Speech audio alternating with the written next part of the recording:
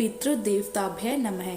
प्रिय श्रोताओं, सनातन परंपरा में माघ मास की कृष्ण पक्ष की 15वीं तिथि यानी कि अमावस्या तिथि का बहुत अधिक महत्व माना गया है और हिंदू धर्म में माघ महीने की अमावस्या को माघी अमावस्या और मौनी अमावस्या के नाम से भी जाना जाता है और यह साल की सबसे बड़ी पवित्र अमावस्या में से एक होती है। और आज के इस पवित्र दिन में आकाश के दिशा में एक सूक्ष्म मार्ग खुलता है जिससे हमारे पितृ, हमारे पूर्वज जो दिखाई नहीं देते लेकिन हमारे रक्त, हमारे घर, हमारे संस्कारों में आज भी जीवित हैं, वे हमारी श्राद्ध, तर्पण और श्रद्धा को स्वीकार करते हैं। आज का मौन केवल चुप्पी नहीं, यह वो मौन है जो पितरों तक पहुंचता है, जहाँ पर शब्द नहीं केवल भाव बोलते हैं। और आज जल में मिला हुआ तिल केवल जल नहीं, यह पितृ ऋण की निवृत्ति, वंश की उन्नति और कुल की रक्षा का साधन भी माना गया है। पुराण कहते हैं, मौनम तर्पणम दानम च अमावस्या समृद्धिदा, अर्थात मौन, तर्पण और दान तीनों मिलकर जीवन के रुकावटों को दूर करते हैं और कुल में सुख संपदा के द्वार खोलते हैं। और इस बार तो अमावस्या तिथि रविवार को पड़ रही है, जिसके इसका फल और भी प्रबल हो जाता है क्योंकि रविवार सूर्य देव का दिन होता है, पितरों का दिन होता है, तेज और तत्व का दिन होता है। लेकिन इसी दिन तुलसी और पीपल की पूजा भी वर्जित मानी जाती है। पीपल को या तुलसी जी को इस दिन स्पर्श नहीं किया जाता, तो ऐसे में पीपल या तुलसी जी की पूजा कैसे करें, दीप कैसे जलाएं, क्या करें क्या ना करें, ये सारी बातें आज के इस वीडियो में आप अच्छी तरह जानेंगे। तो आइए आज इस पावन और पवित्र तिथि पर पितृ तर्पण, मौन, दान और दीप दान की विधि को संपूर्ण श्रद्धा से समझते हैं। अमावस्या तिथि के दिन प्रातःकाल उठकर सोच, स्नान और शुद्धि के बाद सच्चे मन से संकल्प लेना चाहिए कि आज मैं पितरों की तृप्ति, अपने कुल की उन्नति, पितृ ऋण से निवृत्ति के लिए मौन व्रत का तर्पण का संकल्प लेता हूँ या लेती हूँ। पूरे दिन मौन रहना संभव ना हो तो सवा घंटे का, या जब तक आप सुबह की पूजा या दान आदि नहीं दे देते तब तक भी मौन रहा जा सकता है।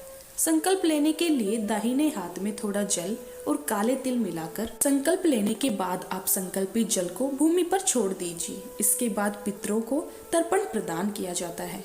दक्षिण दिशा पितरों की दिशा मानी जाती है, तो दक्षिण दिशा की तरफ मुंह करके जल, काले तिल और कुशा, इनसे पितरों को जल अर्पण किया जाता है और इन मंत्रों का जाप किया जाता है। पितृभ्य सवधा नमः, सवधा नमः, सवधा नमः, या ओम पितृ देवताभ्य नमः। इस तरह से 3 बार या 5 बार तर्पण करें। अब सूर्य देवता को भी तांबे के लोटे में जल, अक्षत, लाल पुष्प और लाल चंदन डालकर जल अर्पित करते हुए ओम भास्कराय नमः या गायत्री मंत्र का जाप करें। इसके बाद अपने घर के मंदिर में आप जिस तरह से पूजा करते हैं अब पूजा कीजिए। अपने आराध्य देवी देवताओं का पूजन करने के अलावा यदि आपने गुरु मंत्र लिया है तो गुरु मंत्र का आपको जाप करना चाहिए। इस दिन पितरों की संतुष्टि के लिए श्रीमद् भागवत गीता के 7वें अध्याय का आपको पाठ पढ़ना या सुनना चाहिए। संभव हो तो आसपास मंदिर में जाकर मंदिर में पूजा करें। शिवलिंग पर जल या दूध अर्पित करें और इस दिन पूरे दिन भर उपवास रखने के बाद शाम के समय दीपदान अवश्य करें, क्योंकि पीपल और तुलसी जी की पूजा रविवार के दिन निषेध मानी जाती है। तो मन में ध्यान करते हुए आप पूजन कर सकते हैं। और शाम के समय आपको दीपक कहाँ कहाँ जलाना चाहिए? सबसे पहले घर के मुख्य द्वार पर एक दीपक पितरों के नाम का, या यदि आपके घर में पितरों का चित्र है तो वहाँ पर आप जला सकते हैं। घर पर या छत पर दक्षिण दिशा की ओर मुंह करके जला सकते हैं। किसी जलाशय, बहते हुए जल, नदी, कुआं या जो भी जल स्थान हो, साफ सुथरी जगह हो, वहाँ पर आप दीपक जला सकते हैं। गौशाला में या गाय के आसपास दीप दान कर सकते हैं। शनिदेव के समीप तिल अथवा सरसों के तेल का दीपक जला सकते हैं। और उत्तर दिशा की तरफ, क्योंकि माँ लक्ष्मी जी का वास माना जाता है, तो उत्तर दिशा की ओर मुंह करके एक दीपक माँ लक्ष्मी जी के नाम से भी इस दिन जलाना चाहिए। इस दिन दूर से ही तुलसी जी या पीपल में वास करने वाले सभी देवी देवताओं का ध्यान करते हुए, पीपल का ध्यान करते हुए आपको दूर से ही दीप दिखाकर दीपदान करना चाहिए।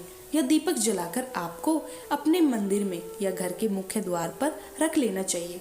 और ध्यान रखिएगा, चाहे घर के मुख्य द्वार पर आप दीपक जला रहे हो या कहीं पर भी जला रहे हो, तो डायरेक्ट भूमि पर नहीं रखना। काले तिल या अक्षत या पुष्प का आसन देकर दीपक जलाकर रखना चाहिए। दीपक जलाते समय भाव रखें कि यह प्रकाश मेरे पितरों तक पहुँचे, उन्हें तुष्टि प्रदान करे, उनको मोक्ष मार्ग में सहायता हो और हमारे पितरों की कृपा सदैव हमारे परिवार पर बनी रहे। पितरों की कृपा पाने के लिए आज के दिन क्रोध नहीं करना चाहिए, झगड़ा नहीं होना चाहिए, निंदा या बुरे विचार मन में नहीं लाने चाहिए।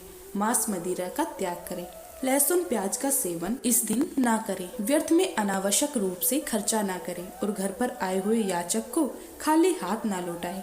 दान में इस दिन क्या क्या देना शुभ माना जाता है? तो आज के दिन तिल, अन्न, घी, गुड़, गर्म वस्त्र, कंबल, फल, तेल आप सरसों का या तिल का दोनों ही तरह का दे सकते हैं। इसके अलावा जल दान आप कर सकते हैं। मिट्टी के एक घड़े में जल भरकर आप दे सकते हैं। दीप दान करना और दक्षिणा देना।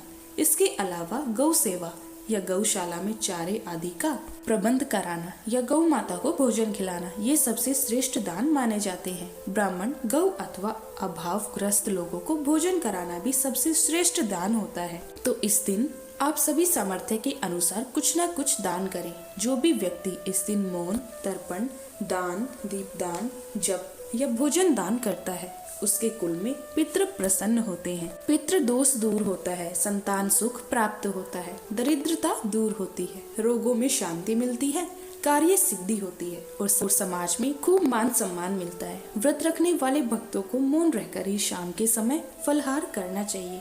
शाम के समय आप हल्का सात्विक फलहार कर सकते हैं, जैसे आलू, लौकी, कुट्टू। ध्यान रखें, नमक का सेवन करने से जहाँ तक हो सके बचे। बहुत ज्यादा जरूरी हो तो सेंधा नमक से बना हुआ फलहार भी किया जा सकता है।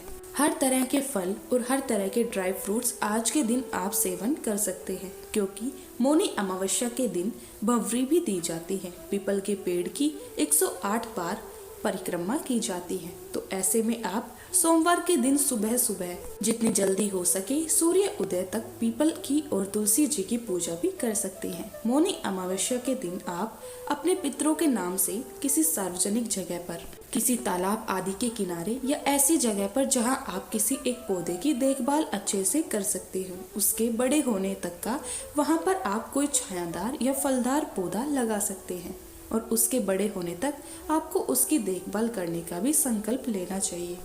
तो यह थी आज की वीडियो। उम्मीद है जानकारी आपको पसंद आई होगी। अगर आप अमावस्या की तिथि, शुभ मुहूर्त और कथा के बारे में जानना चाहते हो तो इसकी वीडियो हमारे चैनल पर अलग से अपलोड है। जय श्री श्याम, जय श्री हरि।